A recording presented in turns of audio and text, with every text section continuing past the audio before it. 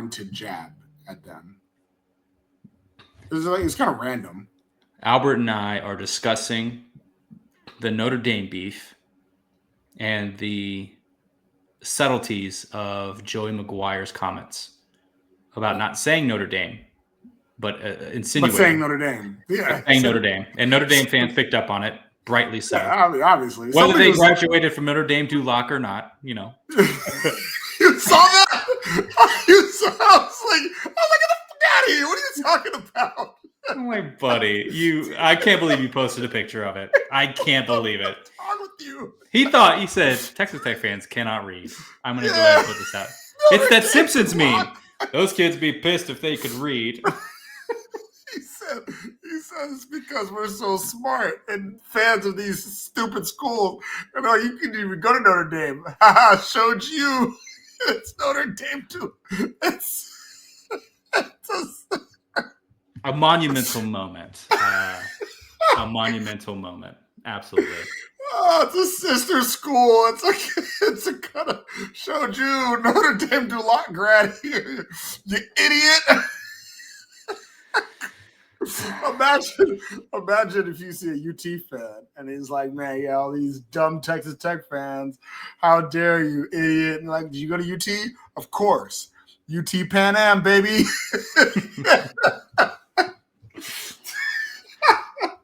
Oh, man. Oh, so why would you be like, first of all, posting your diploma? Do you remember? Cheap. So cheap. Well, not even posting it. Like, do you? How long did it take me to find that? Like, what are you digging through your office? You're like, it was right here. It was like, waiting for this moment. That's right. Yes, I am dusty. I dust it every other day.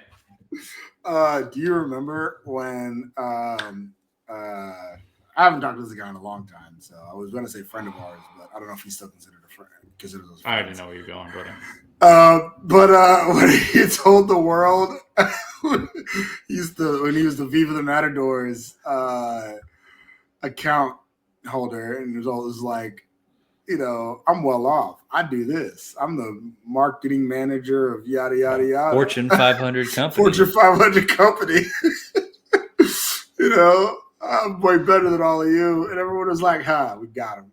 Yeah, we got him, brother. We got his ass. Oh, my God. Not a big fan of the dude, but in that moment, I was like, I feel embarrassed for you. Oh, my God. So I was like, bad no. for you. I was like, oh, no, don't do it. No. Don't do From the main account, brother, no. No, don't do it. Don't do it. Oh, man. All that hard work of memeing and gifing, all down the drain.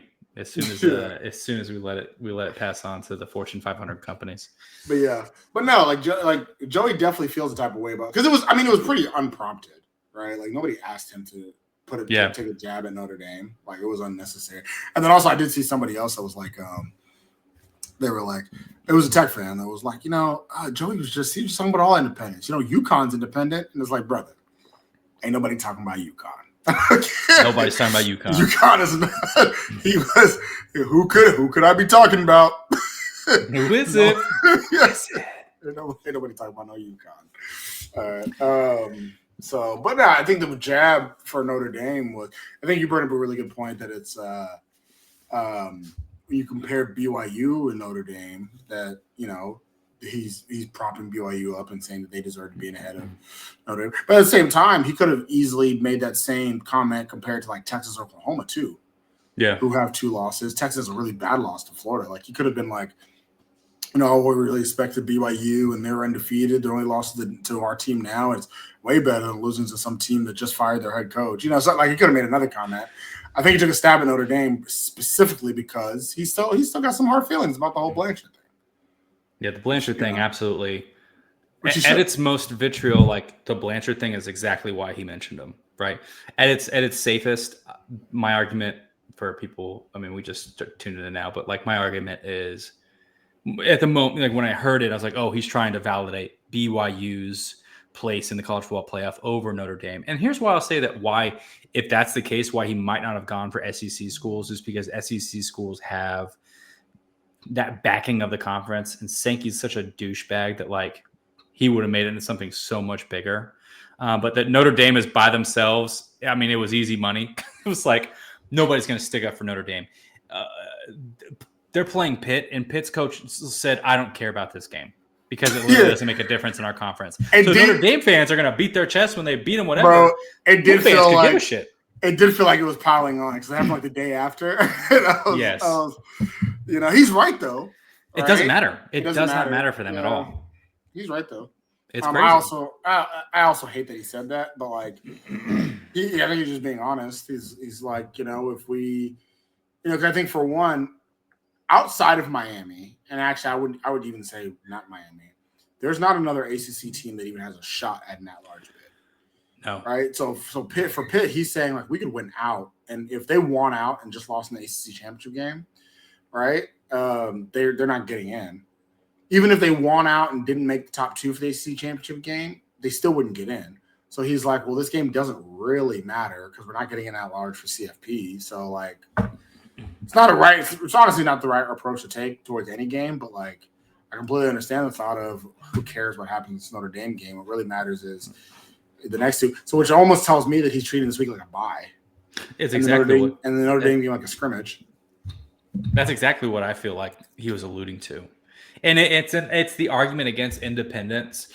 And so it's one of two ways. So like either if you're just focused on the conference championship, like I think Pitt is at this time, okay, the playoffs don't matter. So you don't really care what the playoff committee thinks about you. You just have to have your best record in conference. In that, like, yeah, the Notre Dame game literally doesn't matter. And I would not be shocked if he treated it like a scrimmage. It's like, hey, Notre Dame, clearly a better team, but we're really not going to put our guys in a position to get hurt. Because if we go out balls to the wall just to lose by 3, but we got injured guys at the end of it, that's going to hurt our chances at competing for the ACC, right? And so I could see that. I already forgot what my second point was. But, yeah, I don't know, man. Notre Dame fans, I did not expect them to get as triggered. I didn't even think about it, right? When he said that. I thought they would. The second I rushed, I was like, yeah, this is gonna come back to it. This is gonna hurt. Yeah, it's gonna come back to it. And they do the typical. It's actually interesting because you know what it reminded me of? It reminded me a lot of about 10 years ago or 8 years ago. You remember when Tech, excuse me, Tech basketball. Whenever we went the first, not the national championship year, but the first year we competed for the Big 12 title. With Keenan Evans and all that, right? Remember that entire year, all we heard was Texas, you've never been good before. Now you're trying to puff your chest out like you're good. Good Lord. You know what I mean? Like, welcome to basketball. Oh, flash in the pan. Oh, now you think. I remember I think we were working at Viva at the time, and I made a tweet that was like that I thought the Big 12 tournament game should be moved to Oklahoma City. Right? Yeah. Right? And I've always thought this. I've always thought that it being Kansas City was too far for school. People like that loved the basketball in Texas. And it was, oh my God, all these Iowa State. It was primarily Iowa State and Kansas fans. And then like the next year, K-State was really good too. So they joined in. But like, it was like, oh, y'all are just new to basketball. Look at you. You've never watched basketball before. And it's like, well, our team was bad. That doesn't mean we didn't watch basketball. Like, yeah, we still like the sport. If anything, we were bigger fans than you, buddy. Yeah, exactly. So, but like that's what it reminded me of. Because Notre Dame fans are like, oh, these flash in the pan, And it's bad when a guy makes a tweet so bad that like TCU fans come into our defense. So it's like, whoa. Seen that. Yeah. Oh, what did he say? He said, "We hate Texas Tech because they're our rival. Y'all hate Texas Tech because you're an asshole." Facts. Yeah. Facts. And the Bear from previously ESPN, now he's on the Big Noon Kickoff. What's that guy's name? Chris. The chubby guy. Yeah. I mean, he tweeted about, Notre Dame really doesn't have any quality wins outside of USC. It's like everybody else they played has been catatonic. Like they're terrible teams. Their records have indicated that they're just not good teams. And so like, yeah, you've got a good win against USC for sure, but you lost to you haven't had a top 15 win. And you're trying to say that you're a top 15 program in the country. You played a couple top 15 programs and they beat you. And yeah, you got close to A&M, but like while Notre Dame fans will say in one year, that was early in the season. We were different. We're better now. Dude, A&M, same boat. Like A&M has just continued to get better as the season's gone on. So I'm not convinced in the same way that Utah fans, right? If we play BYU or Texas Tech today, we're going to win. It's like, you're not in a bubble. Like your team gets better as the season goes on. Good teams get better as the season goes on. It's a balance of metric. One thing I will push back on you on though is like how you beat bad teams still does matter. So because that's been I think an argument people have made about Tech is that outside of Utah and BYU, we don't have really good wins. Right, the third best team we played all year is the game we lost, and so after Arizona State is Houston.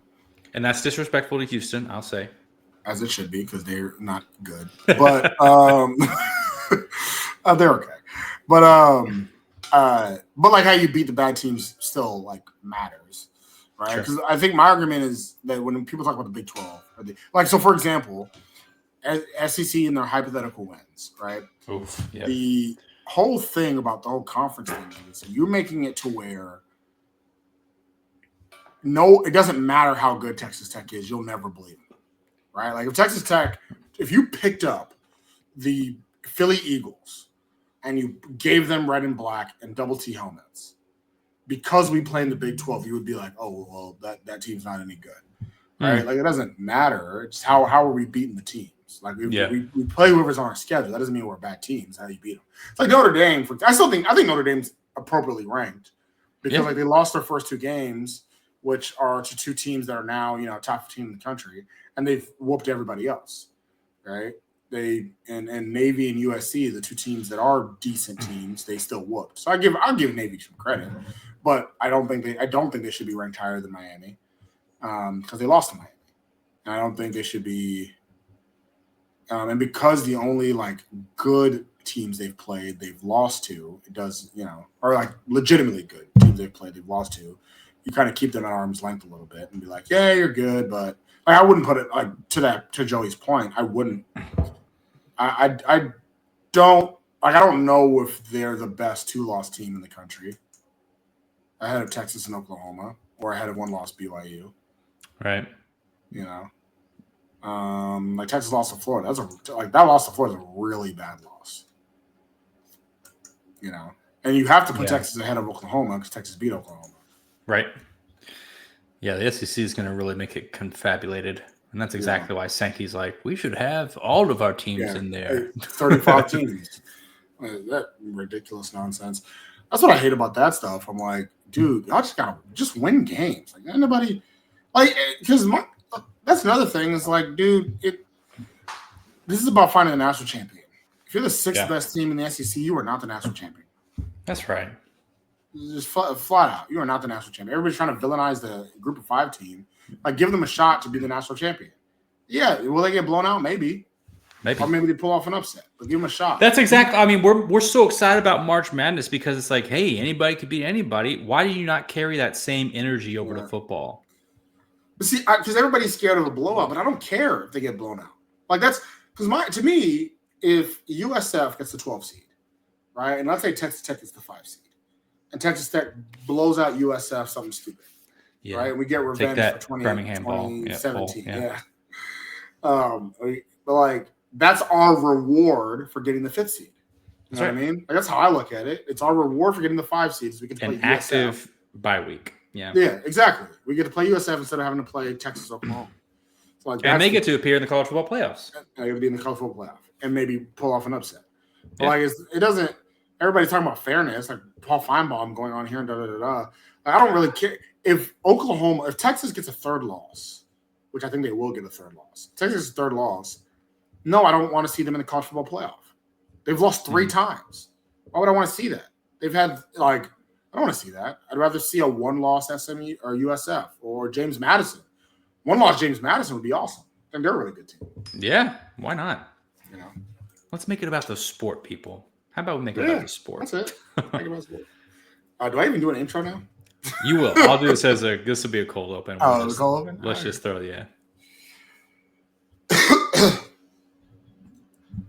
Welcome all to the Tortillas and Takes podcast. You are on once again with your boy, I'll be sure. And we got a nice little cold open talking about Joey McGuire and his shot at the Notre Dame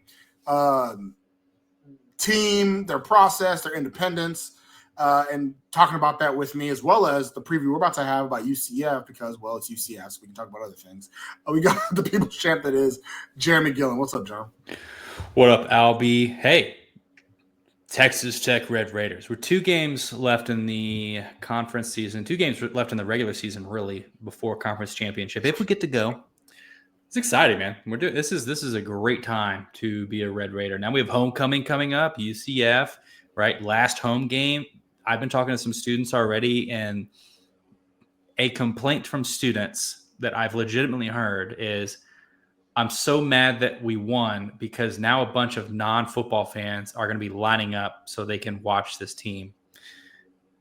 There's like students that don't want to go. They're like, I don't really want to go. And it's like, we're good now. Let me go. And let me be part of this. And it's like, my students are like, I waited from 3:00 in the morning for BYU, and now they're going to want to show up, and there's going to be a huge line again. I said, that's the cost of success, baby. That's how it goes. So, hey, some people treat it as a social. Some people treat it as a social event. My sister went to Texas, and she definitely treated Texas football games as a social event. Let me tell you something. She did not go to a single other sporting event that wasn't football at the University of Texas. So she's like 90% of students that go to the University of Texas. But yeah, it's the cost of success. Cost of success, baby. We could be like the Cougars. Nobody shows up to watch them. So, I'd rather the latter. That's right. And I knew who were the real fans because they came in with half their face was sunburned. So I was like, I know where you were Saturday. Yeah. So Texas Tech does play UCF this weekend. It reminds me a lot of the week before we played Oklahoma State. UCF is not as bad as Oklahoma State, but they're not far off. They are not far off. The one time I did think UCF was actually going to win a game was last week against Houston. I picked them to win the game, and in the space game. And they almost did it. They almost pulled it off, but they ended up taking that big old fat L. Took the L. They were able to beat West Virginia at home, which is something Houston was not able to do. But other than that, they've just not been a very good team. They will attempt to get a win in the battle of the dumpster against Oklahoma State the following week, next week, at home in the bounce house. So, but this week they're coming to Lubbock, Texas, flying from Florida over to Lubbock to play the guys. And because of this mundane game, we've had a lot to talk about, like Joey's shot at Notre Dame this past weekend. So it's been, a lot of other stuff going on in the timeline. We haven't even got a good hate week off. Our hate week this week is not even focused on UCF. It's focused on Notre Dame. Yeah. There's been a lot of back and forth with Notre Dame. And that's a little bit, sorry, UCF fans. And we'll do a guest pod on one of our sister pods, a part of the 10-12 network, to talk more about this game in their lens. But UCF, I mean, you've got to feel some type of way of like, okay, you moved into the Big 12 and you've really just been disappointed. Like you went from being, early Gus Malzahn, first 2 years of Gus Malzahn, you basically have back-to-back 9-win seasons, right? You won the bowl game. Was that 2021? They won that bowl game over Florida. That was huge. And then they lost that bowl game against Duke in 22. Now you get into the Big 12, you sink fast. You go 6-6. You do get the bowl game, lose against Georgia Tech, and then you get last season 4 wins, right? Only 4 wins, and it seems to just be going in a negative trend. Now they got rid of Gus Malzahn, right? He leaves. He goes to take. Didn't he leave to take a offensive coordinating? He's the offensive coordinator at Florida State now, right? Yes. I'm not sure. Leaving a head coaching job for a coordinating job is never a ideal scenario. Yeah, but he was kind of pushed out though. That's what I'm saying. So, but then they go back to who? Back to Scott Frost, right? The 1-year wonder, Scott Frost. Hey, I'm coming back. And while this is like probably a good hire for UCF, it's going to be a couple of years of rebuilding because UCF lost everybody from last. I think they lost the most returners of any Big 12 team. Yeah. It was like complete destruction, either graduation, transfers. There was like implode and let's try again. So, UCF fans, I know you're probably dying to have a stable, like, this is a good season in the Big 12, but you may be waiting a couple more years unless you hit the transfer portal in a big way. Jeremy, in the past 3 years, we have welcomed 8 teams to the Big 12, right? Of those 8 teams, 7 of them have become bowl eligible as members of the Big 12. You want to know the one that hasn't? I think we just connected the puzzle pieces there. Yeah, I mean, we talked about it coming into the season that the freshman 4, BYU, Cincinnati, Houston, and UCF, of the freshman 4, only BYU had even gotten to a bowl in their first 2 seasons, right? As the 3 that came from the American, Cincinnati, Houston, and UCF had really struggled in the Big 12. Well, Houston, Cincinnati, you figured it out, right? Cincinnati right now still controls their destiny to the Big 12 championship game. Houston having a very surprising season this year. So those 2 have figured it out at least somewhat. And then you got the Knights.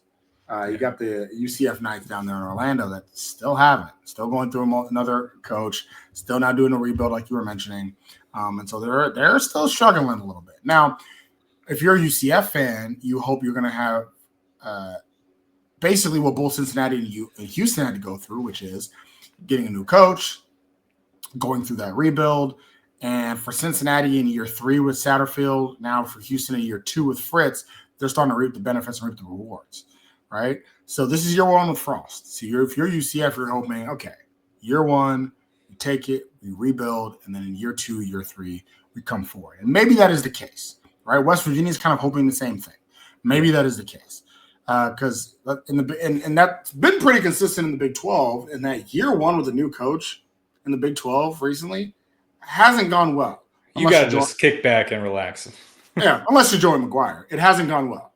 But everybody else, it's been a struggle bus that first year in the Big 12. Lance Leipold struggled his first year in the Big 12. Yeah. Actually, another one, Chris Kleiman did not struggle his first year in the Big 12. Dave Aranda did not struggle his big first year. Actually, I'll take that back. Because Dave Aranda, Chris Kleiman, Sonny Dykes, and Joe McGuire all did not struggle their first year in the Big 12, but they all also took over legacy Big 12 programs that weren't as bad as Kansas. So, there's that. Like Satterfield, Rich Rod, Fritz, and now Frost, and Dion, right? His first year was still a member of the Pac-12. All of them struggled that very first year, and it took a little bit for them to rebuild.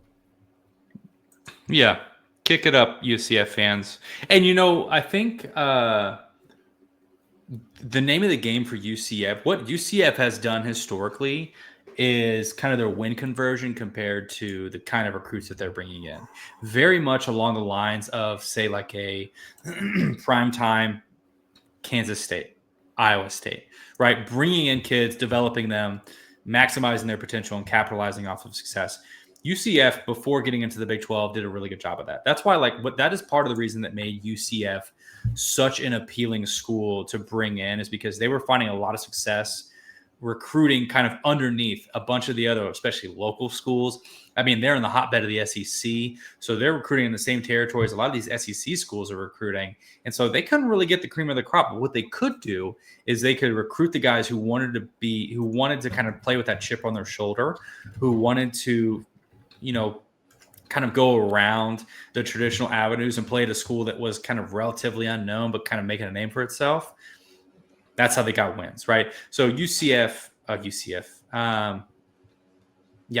So UCF playing with recruiting has been pretty decent. It's dropped off last year, of course, after they got rid of Gus Malzahn. But with Scott Frost being a familiar face and not unfamiliar to UCF's culture, as well as the identity that they kind of brought them to fame, I have an optimistic outlook for UCF.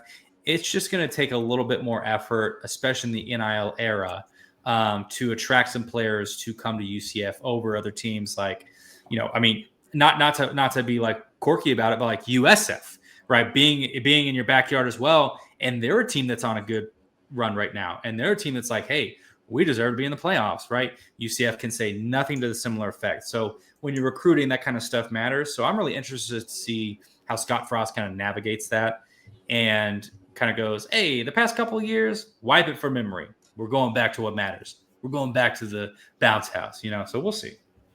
Yeah, and honestly, UCF was one of the schools that did scare me a little bit of the new schools, right? I told people right from the beginning, a lot of people were worried about Houston. I'm like, I'm not worried about Houston. I'm not worried about Cincinnati, but I am a little worried about UCF. And the last couple of years with Malzahn, he was recruiting very well, right? They were near the top of the Big 12 in recruiting. 39th in the last year he was there. Yeah, which I think was third in the Big 12 or something to that effect. Like he was recruiting really well. And so when you make the decision to move on from Malzahn into Frost, you make the decision to also move on from some of his recruits. You move on from some of his studs like Ali Hunter, right? And you kind of go in that direction. But they were a school that worried me. They are a school. We talk about in the NIL era. This is the largest alumni base, I believe, in the country.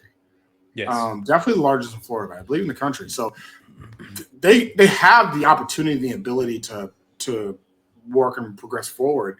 And then not only that, if you are in Florida, and let's face it, I'm not naive to think that Florida recruits don't want to go to Florida and play in the SEC. I know that.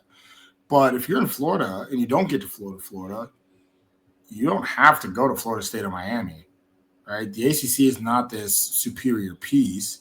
You may say, hey, man, I really like UCF. I like Scott Frost. I like this program. I like everything around it. And Big 12 ACC is about the same level. So, yeah, I'll go ahead and go with UCF. They got a nice program going. Because the main thing when it comes to some of this recruiting stuff is that SEC has the leg up. I'm not denying that. But when everything else is marginal, then you're not picking a school based on status. You're picking a school based on what can they provide you. Right. Do you have a coaching staff that I get along with that believes in me? Are they good at developing, like you mentioned? Do they get guys to the league? Do they, and you start looking at some of those other aspects. Then you say, well, I could go to Florida State, but they have a coach that might get fired in a year, and they're very volatile. They ain't really sent anybody to the league lately. I don't know about that. Miami looks pretty good, but a lot of pressure there, a lot of controversy in Miami, what's going on with Cristobal, stuff like that. So you say that with UC. Once UCF kind of gets back on track a little bit with Frost, then you would hope you're no longer competing with recruits with USF. But USF over here is just like all the Big 12 schools try to position themselves and their brands. USF is in the Memphis boat. We're also trying to position yourself in your brand in case a Big 12 and ACC and SEC opens the gates up again to accept somebody else. Yep. Tough to be a public university in the state of Florida, vying for a position. I got too many of them. That's the problem.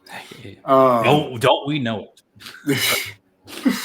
So let's talk a little bit about the UCF Knights. So this UCF team, 4-5 on the season. Like I mentioned, have not clinched bowl eligibility, and their last loss to Houston was a pretty big one. I said that I mentioned it before in a previous pod, but I believe the loss to Houston also was them losing their opportunity at bowl eligibility. But usually when you have a scenario like this, where you lose a game you probably should have won, you got to now find a win you probably are planning to lose, right? And that starts this weekend for them at 6th ranked. That's right, Jeremy. 6th ranked Texas Tech. So, as always, when we look at the other team, got to look at the QB. All right. And the QB this year is Taven Jackson. All right. So, Taven Jackson and former Tennessee guy who was a former Indiana guy who if it had it his way, he'd be the one leading Indiana to the future, be the Heisman front runner, all that stuff. That ain't how life happened for Mr. Jackson.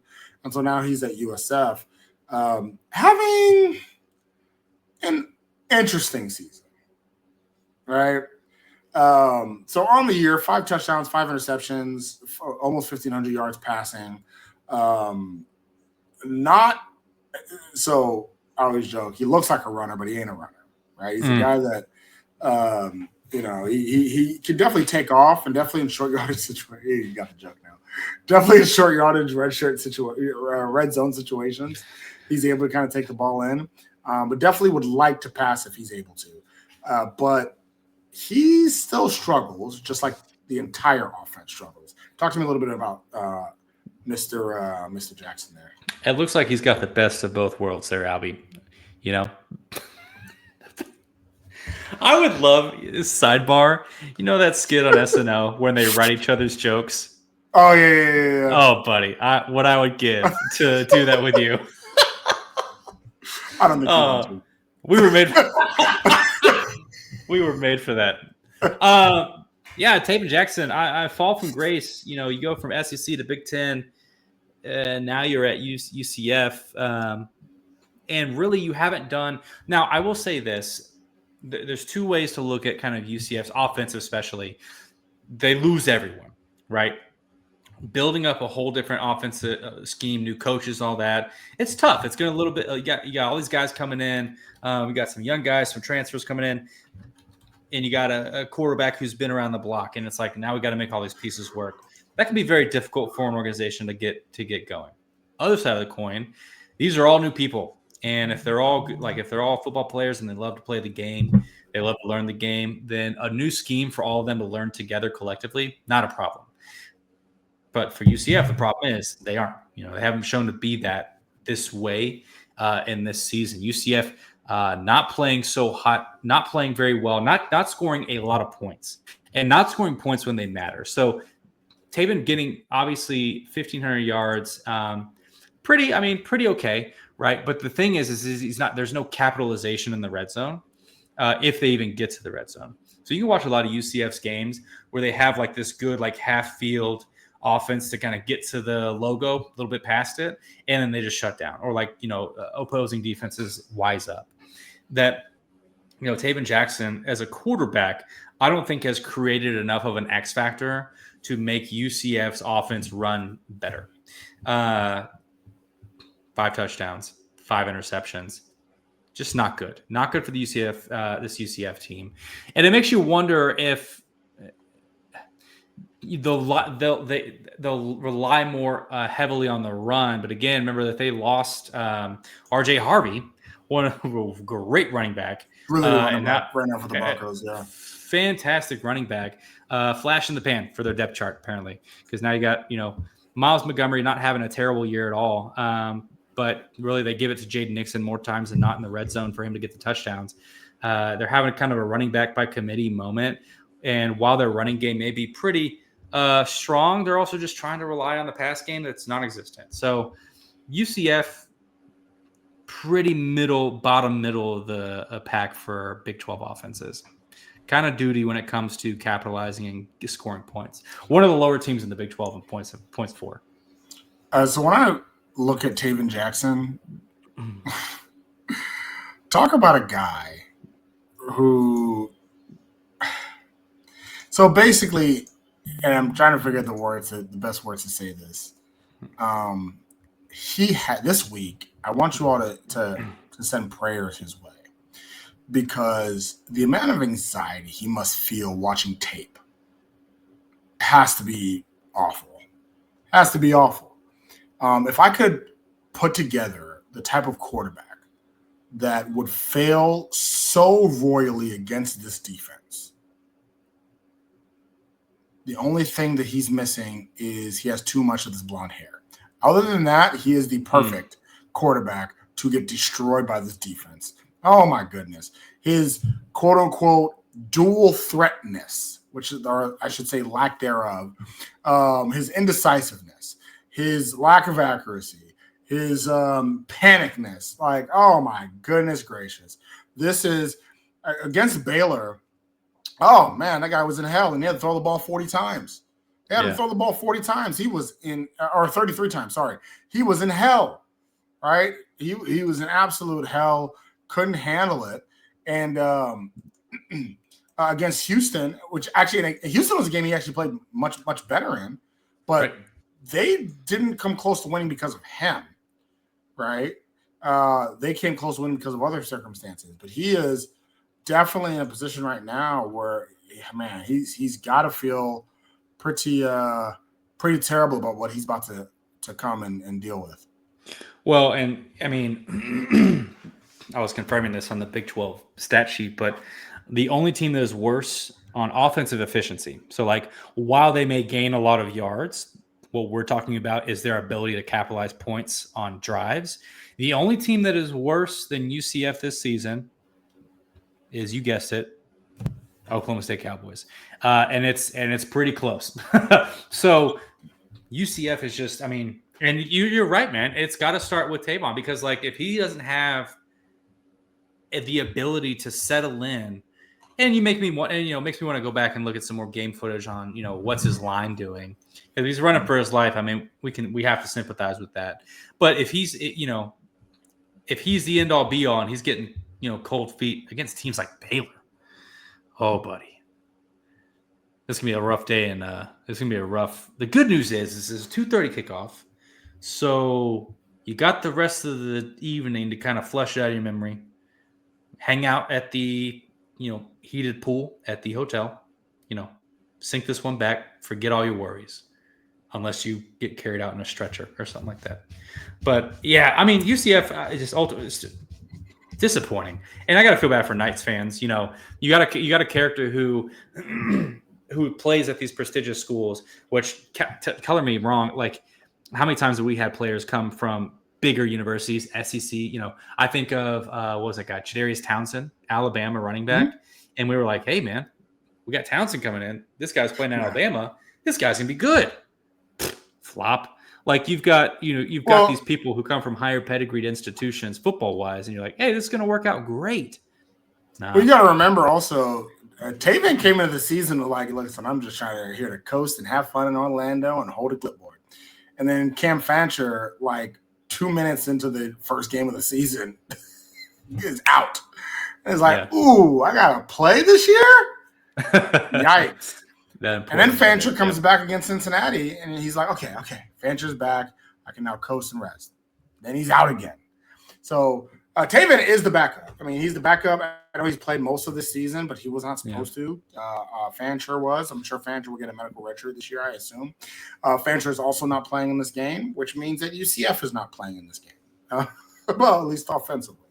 But like I said, I got to give a little bit of credit because they did. I mean, they scored 27 points against Houston, and Houston's defense actually has played pretty well this year. Though I don't necessarily attribute that to Tavon Jackson, who I do attribute that to is some good offensive play calling, the defense who was right there. We'll get to the defense here in a little bit, but also a good run game that's kind of slowed the game down, and that really starts with Jaden Nixon.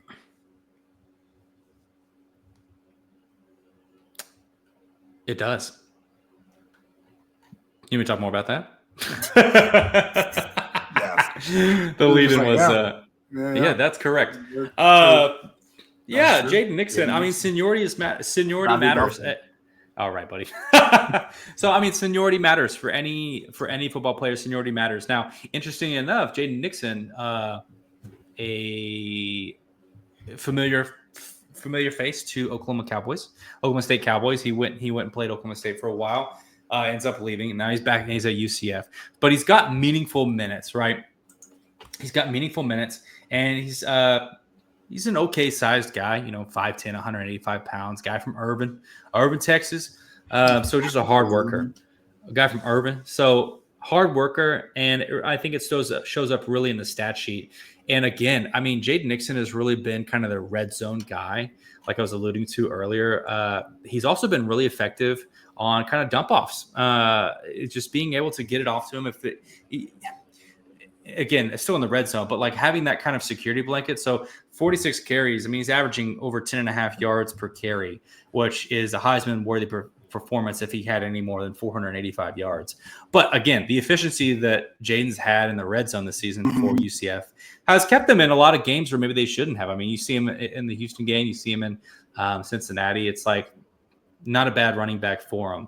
The guy that they go to more often is the Miles Montgomery, right? A little bit speedier, a little bit more stocky, got about 25 pounds on Jaden, but quicker and a little bit more suited to kind of their spread offense that they're running right now. And so we'll see both of them. We'll absolutely see both of them. But it's only I will say, so Miles Montgomery did get hurt against Houston.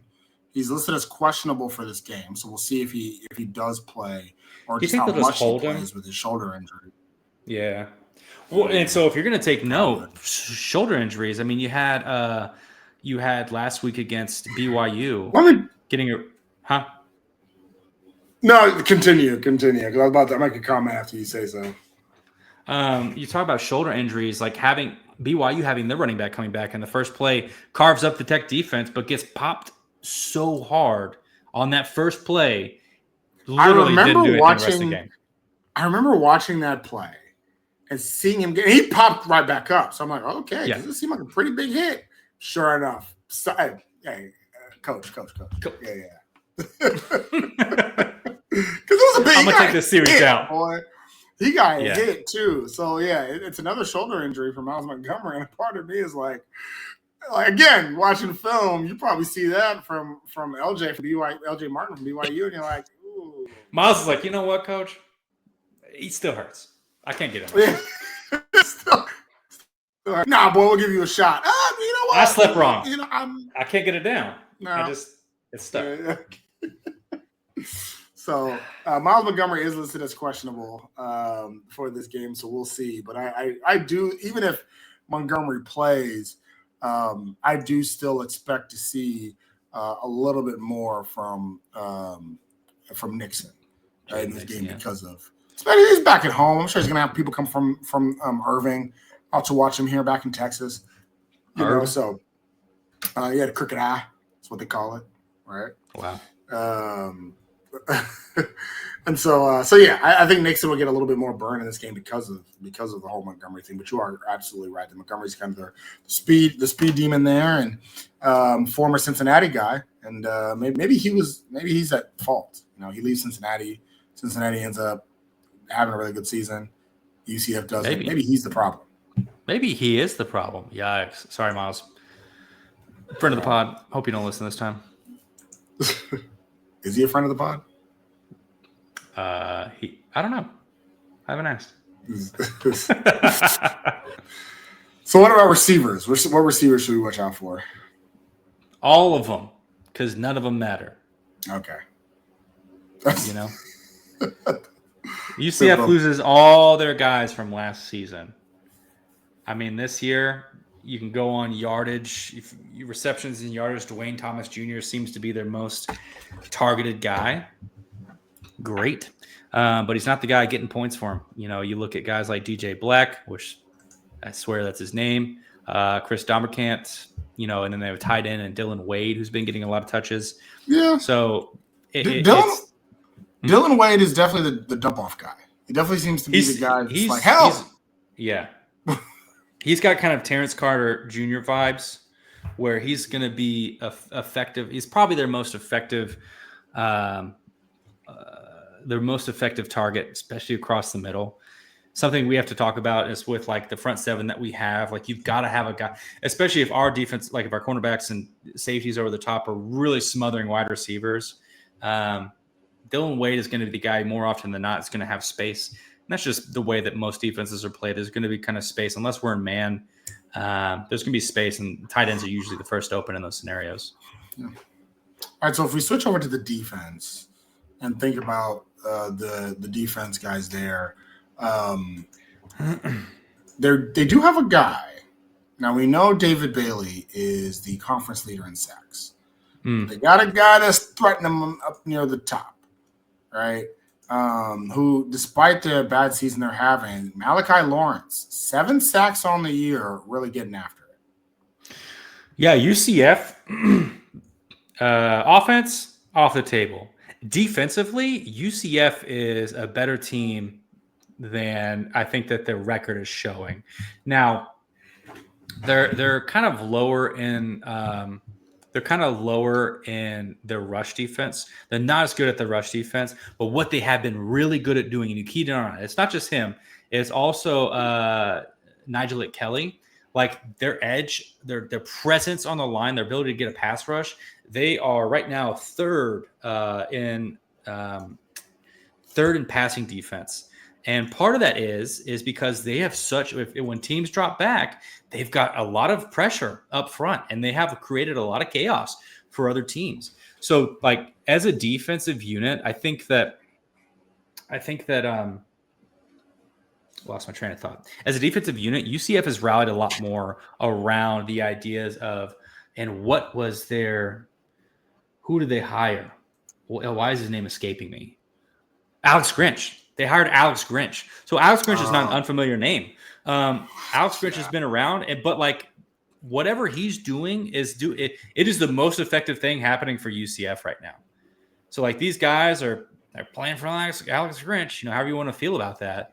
But I think that they've got a decent enough scheme that's kept them in games. And you're talking about some games that they've lost, like against Cincinnati. At Cincinnati, I remember previewing this game, and I said I'd watch out for UCF because this feels like a really good trap game for Cincinnati. Sure enough, I mean, Cincinnati had to pull out late game shenanigans to win 2011. And that's Brennan Sorsby, who at that time we were talking prime time, like Brennan Sorsby should be in the Heisman conversation because this guy's playing incredible. Alex Grinch feels like a Nepo baby, but I can't prove it. It's like a Nepo. It's because he's been such a bad DC. Before and he's been a DC for he was getting DC jobs. But he's been awful at a lot of places. He was awful. He wasn't great at Ohio State. He was awful at Oklahoma. He was awful at USC. But to your point, he has not been awful this year. He actually, if we think of a team that doesn't have a lot of talent on defense, but is punching above their weight class and it doesn't reflect their record, what it reminds me of? Houston last year. Right? That's right. We had the defensive coordinator for Houston last year. And so, they are punching above their weight class, and that's a really good point. The work that he's been able to employ with some of his edges, like Malachi Lawrence, is going to have, is going to get drafted. He's going to be one of the drafted guys from UCF, despite the fact that they just look like one of the worst teams in the Big 12. But none of that matters, and a large part thanks to Alex Grinch. And it really sickens me to give compliments to a guy that I don't respect as a defensive coordinator, but he's maybe earning some of that respect back this year. He's certainly trying. And so he's kept some games closer than they should be. Houston, Baylor being the anomaly. But, and that was more so because their offense was impotent in that game. But, I mean, West Virginia, they kept to 13 points. Kansas to only 27 points. Kansas State kind of got away from them.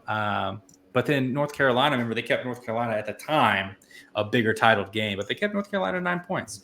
So, I mean, however his past doesn't really seem to be haunting him because he's played a lot better with the talent that he's got around. Now, how does that change whenever he loses some of these, higher profile guys? I don't know. He'll probably go back to being crap. But this year, I'm just saying that defense is this isn't going to be the blowout from the get-go that I think that everybody's just expecting it to be. Like, I think that UCF defensively is going to show up a lot more against our offense than vice versa. I can see it. Yeah. I can see it. So, Jeremy, who needs to be against that defense for Texas Tech offensively? Who needs to be the star for them? For Mitch us, Griffiths. For the Texas Tech. Mitch Griffiths, baby. Oh. For me, Cam Dickey. UCF has proven itself to be pretty lazy against the run. Yeah. And as long as you can get past the edge guys, you have a pretty clear day. Cam Dickey has shown a lot of talent in the past couple of games alone. And we talked about it, this increase in patience and in waiting, for the open lane and like being able to have lateral movement to get around guys.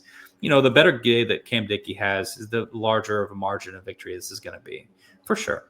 There's no reason, in my mind, get up to a point where you can confidently get up to a point by halftime, or you can say, I'm taking Baron Morton out of the game to put Mitch Griffiths in. Because you can have Baron Morton rest for the half game, and then he's got a week off, right? And then maybe you can do the same thing against West Virginia to try to compensate for this hairline fracture in his tibia or whatever the hell's going on. But I just don't think this is a game that you need to prove anything in. I think this is a game you just need to like play to UCF's weakness and just run the ball and run it well. And none of this option crap, if I swear to God. Don't you dare get Baron Morton injured these last 2 games. Mac, listen to me. Don't you dare do it. I agree with you. It's Cam Dickey. So UCF is actually 3rd in the conference in pass defense. And so a part of you may say, man, that means they have a really good pass defense. Good job. But I would also argue that with the exception of West Virginia and surprisingly Houston, every other team they've played just comes out to a really nice sizable lead against UCF and just can run the ball for the rest of it. Because running the ball, you mentioned it, they're not so great. And so, you know, who is great? The Texas Tech Raiders. We have the number 1 rusher in the conference, and Cam Dickey. And so I think Cam Dickey has another big game. I agree with you. I think he's going to be the star of this one, and he gets at least 100 yards in the first half alone. All right, switching on the other side, defensively, who from Texas Tech needs to be the star, the highlight, the key player? And why isn't it not Jacob Rodriguez? That's just my pick. I think that Jacob Rodriguez needs to continue to – everybody's going to play well this game against UCF's offense. I think Jacob Rodriguez needs to continue to have his kind of like Heisman push, you know, go out there, do your thing, and like be spectacular at what you do. I think we talked about this plenty, but like, is he going to win a Heisman? No, but I want to see him in New York because I'd love to see him in New York. Yeah. The statistics have shown, and I can't remember who tweeted about it, some mega nerd, but we haven't seen statistics like this in like 20 years, you know? And so it's hard for me, when you're talking about like exceptional, you know, players that like Heisman's an exceptional player, like, man, just let him be in New York. Cause he's done more work than most people have done, you know, in their whole careers. So yeah, I think it's Jacob Rodriguez. Get you a pick 6, Bryce Pollock. Oh, get your pick 6 in this game. They're gonna give it to you. Did you see he's like the 2nd highest graded cornerback in the Big 12? I believe it. I do think quietly so. Well, so I'll say this about Bryce Pollock. He's a ball hawk. Yeah. He's absolutely a ball hawk. Now, I do think, to be honest with you guys, you know, this wouldn't be a proper podcast if I was all positivity. But I do think sometimes teams target him because he does give a little, you know, he's not going to press up on a receiver. He gives a little cushion. So it's very easy to get you on a, you know, maybe a nice little dig route or something that's a little shallow cross, something like that ahead of him. And he's going to make a sure-right tackle, but he's just not going to be a lockdown guy. But if you throw it deep in his vicinity, he's likely to pick that thing off. And so that's going to get him. He doesn't give up a lot of big plays either, Brendan Jordan. So, so yeah, so that isn't necessarily a surprise, but I do think in this game he's going to get the opportunity to sit on a pass. I said dig route earlier. I mean a comeback. A comeback you can beat him on. A dig route, pick 6. Yeah. Right. He's going to be able to sit on a play on a dig route and pick that thing off and take it to the house. And so, and I think it's going to happen. So, Cam Dickey, those are my predictions. Cam Dickey, 100 yards in the first half. Bryce Pollock gets a pick 6. And last 2 games, they have thrown 2 interceptions each game. So it'll be one to Jacob Rodriguez, one to Bryce Pollock. There you go. I actually selfishly want Jacob Rodriguez to break the forced fumble record. So in that game against BYU, I was like, man, that interception was cool, but like 2 forced fumbles. I don't like it. Well, if there's 2 better teams to have the opportunity to do it against, it's UCF and West Virginia. That's right. That's absolutely right. This game is 2:30 on Fox. Big Fox. We must be really driving ratings. I was actually really surprised. I definitely was expecting like an FS1 situation, or you know, ESPNU, you know. But now they said Big Fox at 2:30 for that game. So let's go around. Let's go a Big 12 roundup, Jeremy. Let's look at some other games in the Big 12 here. On FS1, because you know they ain't gotta like us. They're not like us. We have Arizona at 25th ranked Cincinnati. Cincinnati march their way right into the CFP polls. Cincinnati 6.5-point favorites in this one at Nipper, at the Big Nip. Who you got winning this one? You're a Wildcats guy. That's your team this year. I am. Fascinating thing I learned about Nippert Stadium in the first snow of the year. Nippert Stadium is an open stadium, so I don't know if you know this, but you can just go in there. There's no we got it down bad at Jones AT&T where everything's like locked down. Nippert Stadium, you can just walk in there and go onto the field, regular day in the week.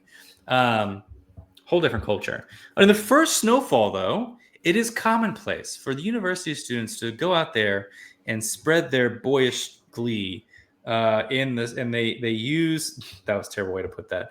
It's actually on brand though, because since time immemorial, since they've been able to record whatever, young men have gone out there and drawn just giant phallic images in the snow in the first snow. And I'd love to get a follow-up and see what's their record after the first snow and then make that connection. But anyways, Arizona, you're coming into a really chilly Nippert Stadium. And usually, man, I'm not too hard on the weather stuff, but it's going to be freezing. And it's 11 a.m., still going to have the cold of the night on there. Dude, I don't like their chances. I really don't. I think that Cincinnati is looking to not allow, this is very much for them. It's they want to be in the Big 12 championship, but they have to have things fall into place. For them, it's we just have to win out and hope for the best. So I see Cincinnati having a lot more to play for here. Arizona got bowl eligibility, so they're feeling good about themselves. If they could sneak out a win like this, that'd be huge for the program. I just think weather-wise and for what Cincinnati's playing for, Brendan Sorsby's trying to reclaim some fame here. This is a Cincinnati's game for sure. Yeah, I was seeing some first-round love for Sorsby, and then he laid an egg against Utah. So you're right. Yeah, you got to reclaim some stuff. I will say at home, Cincinnati beat Baylor 41-20, beat UCF 20-11, beat Iowa State 38-30, beat Northwestern State 70-0. My point is they don't lose at the nip. Right. They just don't do it. So I agree with you. I think Cincinnati wins. I don't know if they cover, though. I actually think this game might actually be a little closer, maybe. But actually, no, I'll say I think Cincinnati in a low-scoring game does win something like 24-17, 21-14. So they cover because they win by a touchdown, but it's going to be low-scoring, punch-out, drag-out game. All right. Also at 11 a.m., Kansas State at Oklahoma State. Hey, man, Vegas thinks it's going to be close. Kansas State only a 19.5 favorite. That's right, man. Give me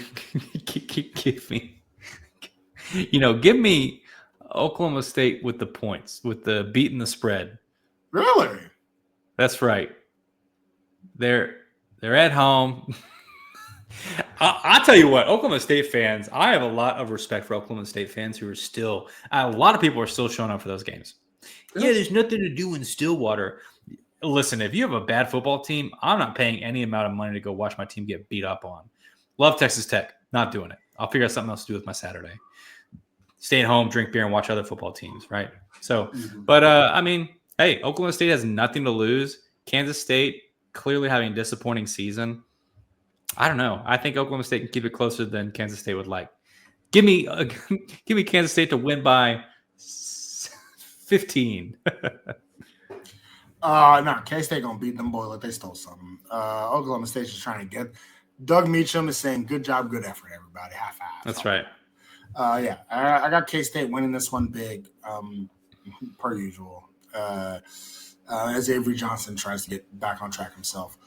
And it's on ESPNU, so nobody will watch it. There'll be more people in that stadium shirtless than viewers on TV. The big game on TNT, make sure to watch the TNT game at noon, West Virginia at Arizona State. Arizona State, 10.5-point favorites.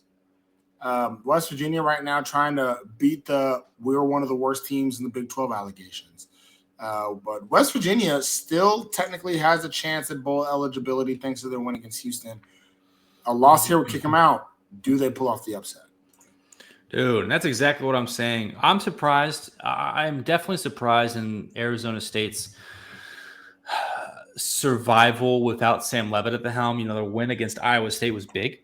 I think they did it in convincing fashion. That wasn't just a, flash in a barrel. But at the same time, man, West Virginia, no doubt thinking that they have left some games on the board, and getting an opportunity like this, you've got two games left. You have 2 games to bowl eligibility. If you want to even sniff we're going to go out and try to shock the world and beat Texas Tech for the last game, you have to beat Arizona State first. Because if you lose against Arizona State, it doesn't matter if you beat Texas Tech. You just hey, we won. All right, season's over. That's it. That'd be that'd be kind of a depressing way to end things. It'd be much more exciting for a 5 and 6 West Virginia team to be welcoming in top 10, 6th ranked Texas Tech at a chance at bowl eligibility, right? That's what West Virginia wants. So I think West Virginia is really going to have to pull out the stops here to make it happen. Unfortunately, I don't think that's going to happen. I think Arizona State wins this game. What is the line even at? 10.5. West Virginia's done a good job of kind of erasing some of the lines this season. Arizona State, I don't know. We'll have to see. But they are at home, so that could be nice. But definitely Arizona State wins this game. I think that they do cover. I do. I think they do too. Jeff Sims running the ball. Yeah. I made a comment about Bear Bachmeier being a running back that can throw. That's kind of what Jeff Sims is as well. Him running the ball is audacious. He had the ball in his hands 54 times in their win against Iowa State, and I think that Coach Dillingham just realizes the only way they can win this new offense is just get a ball to Sims and let him, whether it's throwing or running, he's gonna figure something out. And it's probably better that him and Raleek Brown are just running the ball. I do think West Virginia's going to have a big struggle with that. I think Fox isn't necessarily going to have a terrible game. I don't think he's going to have a great game either. And Arizona State, people kind of wrote him off after the whole Levitt and Tyson situation, but their schedule does not end badly. They have West Virginia at Colorado, home against Arizona. That's 2 games they're going to be favored by, 1 game that's very winnable. If they win out, they still have a shot at Arlington. Yeah. That's the crazy part, is they still have a chance at Arlington. And so they got to know that, and I think that they keep the good times rolling. Also, as a Texas Tech fan, you should want Arizona State to keep winning games. That's right. Make our loss a little bit better.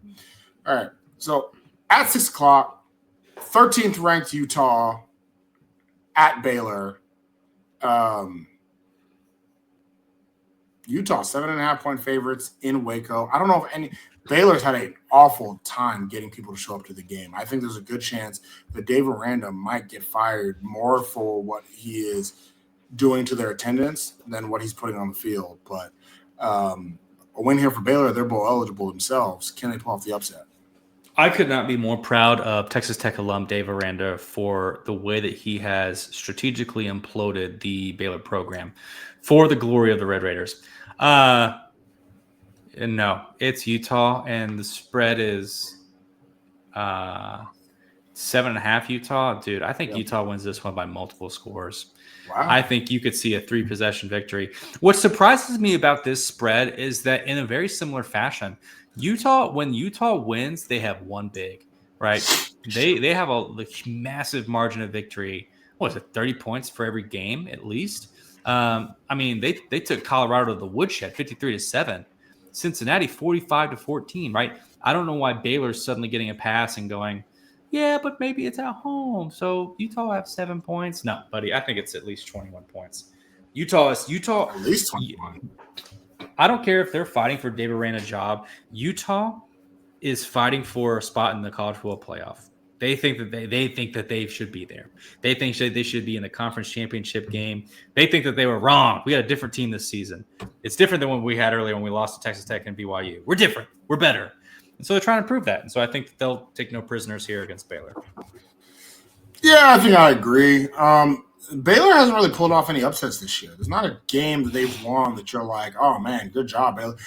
SMU. If you think SMU is good. Right. Yeah. But other than that, they haven't done well. This isn't a very good team. Sawyer Robertson keeps squeezing it and keeps forcing things, and Utah's the type of team that'll let you force things.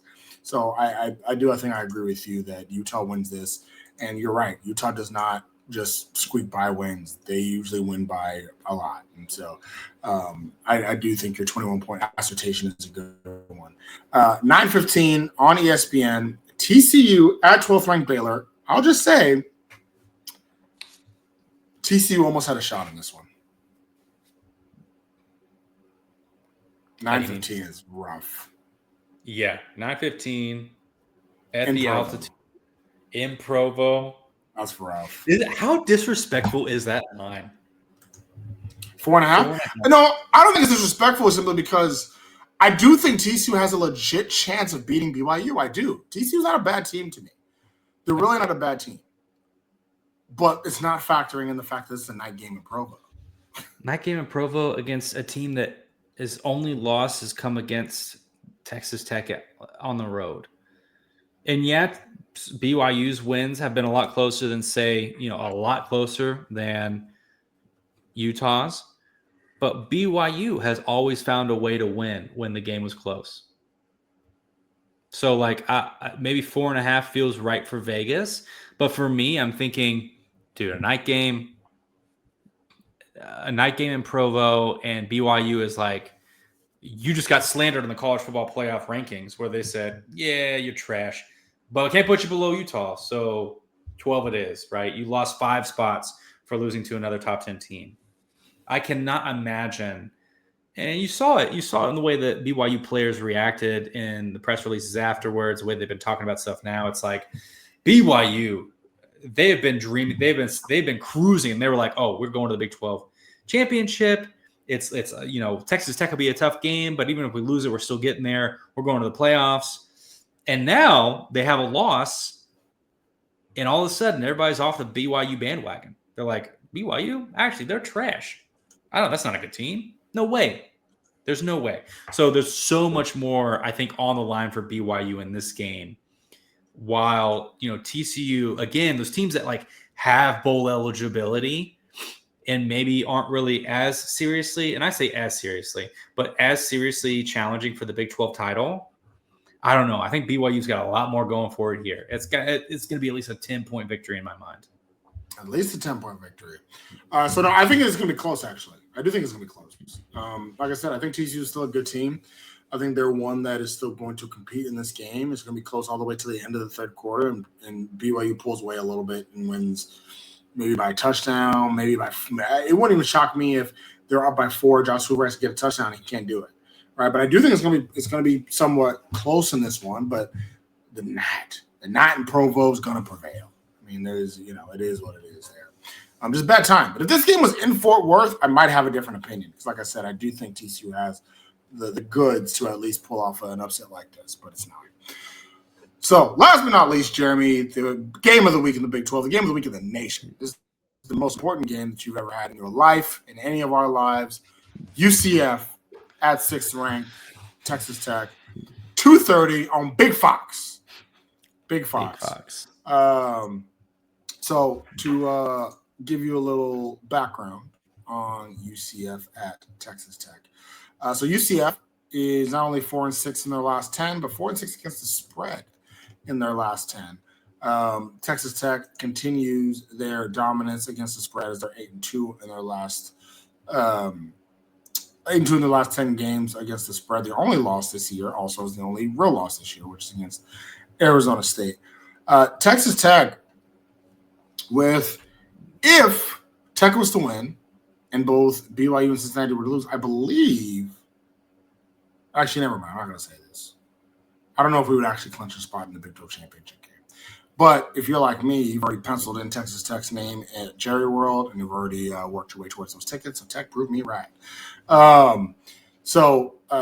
As we always look at comparing the teams overall, as we look at the UCF offense versus the Texas Tech defense, and guess what, Jeremy? Another week, another time where I tell you that Texas Tech does the dang thing against everybody.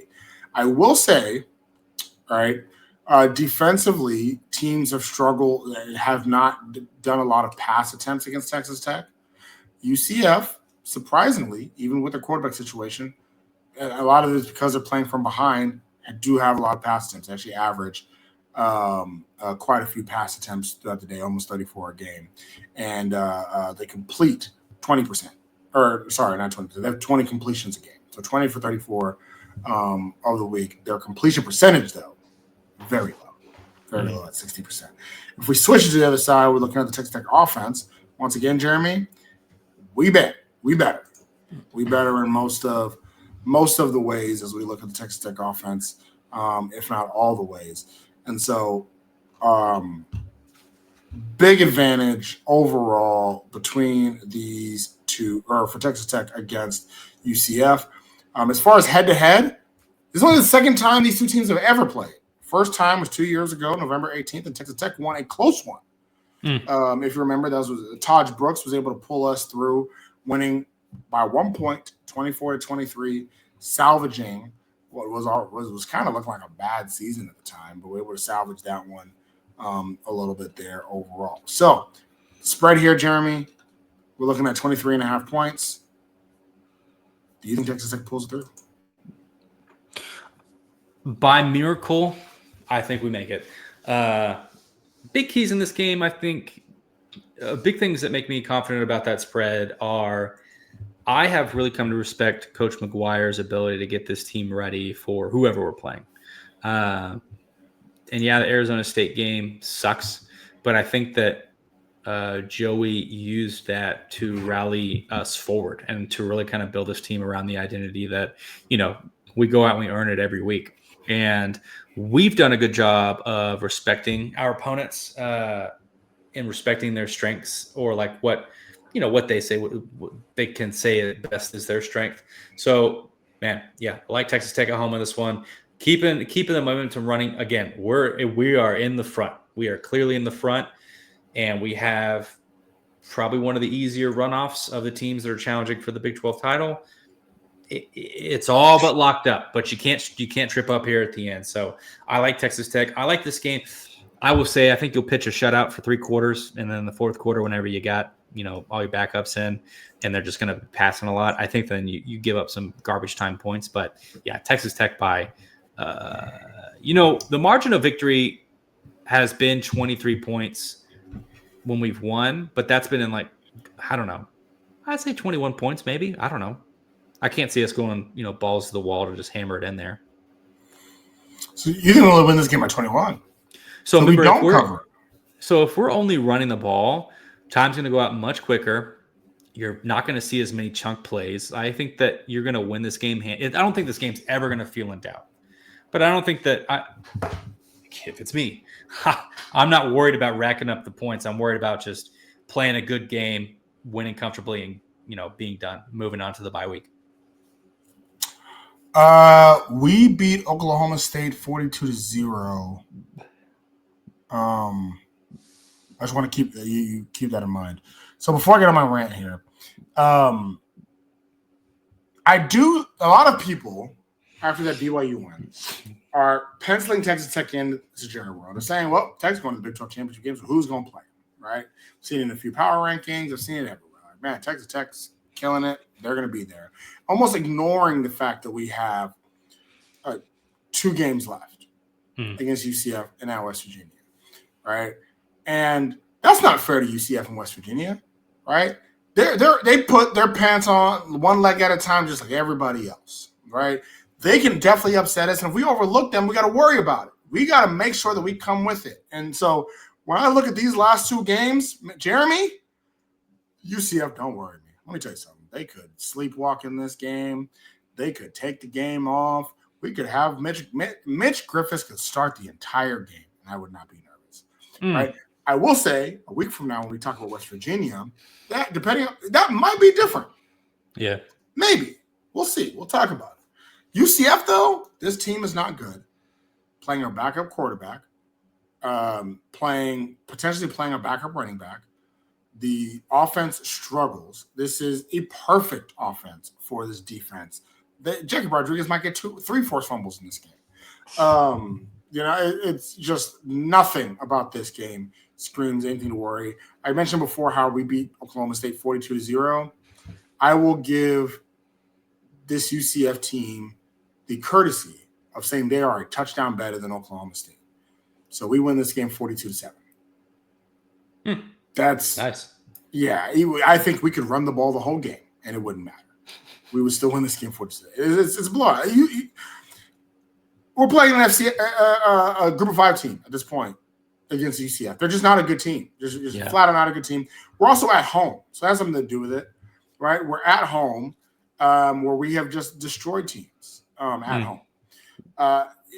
Remember, outside of that second quarter against Kansas, we have not given up a single point in the first 3 quarters. Right? I think that continues. 42-7. We beat the hell out of UCF.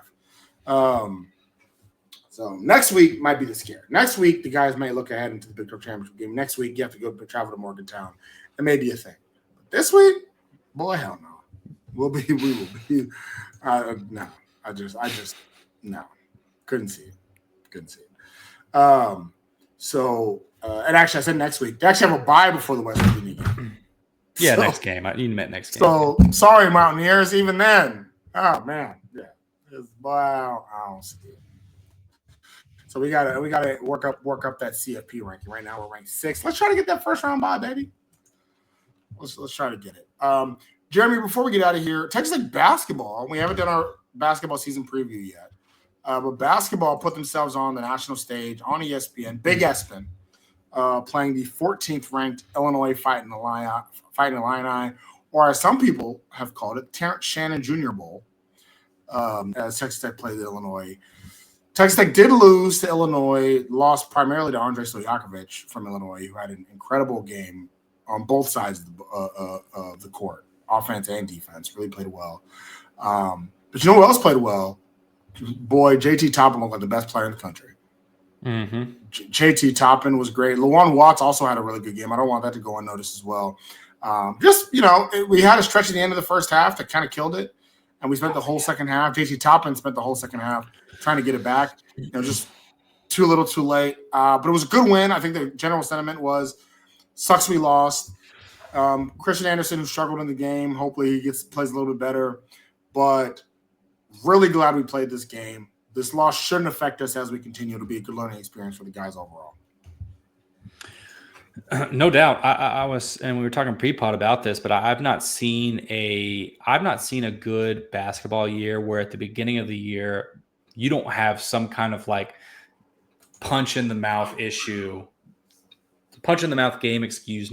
where as fans you're like, man, how the hell did we lose that? Like, that does not feel like who we are.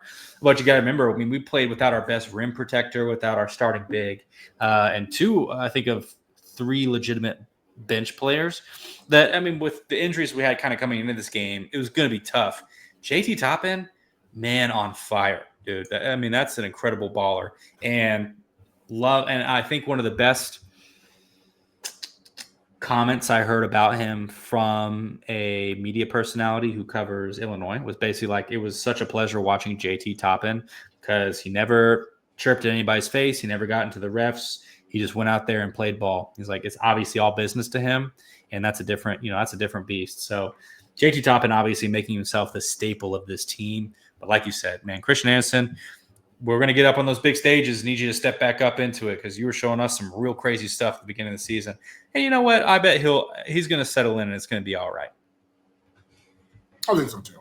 Yeah, you're saying this is our last year we took an L to St. Joe, a pretty bad L to St. Joe's, and we also lost to A&M. You think this is our A&M? Yeah, this is equivalent, I'd say. Yeah, I think so too. Good win. I want to play more games like this. That's a true road game too. It wasn't a tournament game. It wasn't a neutral site game. It was a in the belly of the beast game in Champaign, Illinois, and I enjoyed it as a fan watching. So,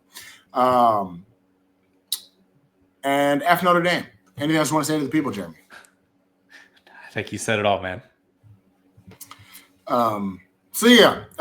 Big game this weekend. I will be in Lubbock this weekend. If you see me, say what's up. Let me know where you're at. I'll be at the basketball game on Friday night, as well as the Saturday game, Saturday afternoon, and hanging out with Jeremy as long as he doesn't ignore me, and Joe. So yeah, I'll be in Lubbock. Really excited for it. The girls ain't been to a Texas Tech game. My daughters, so they would get the opportunity to go to a Texas Tech game. I've slowly but surely been indoctrinating them into Texas Tech culture. The middle child is more of the sports person. She's getting into it. The oldest one, it's taken her a long time. She's actually trolled me for these Tech L's for a while, but now that we're big bad 6th ranked team in the nation, now she wants to hop on the bandwagon, and we'll allow it. we'll allow it. So that's nepotism. That's nepotism, baby. You know what I mean? That's all we want. So for the real Nepo baby, Jeremy Gillen, this is your boy Albie Shore, and you have been listening to the Tortillas and Takes podcast, part of the 1012 network. As always, stay right, people.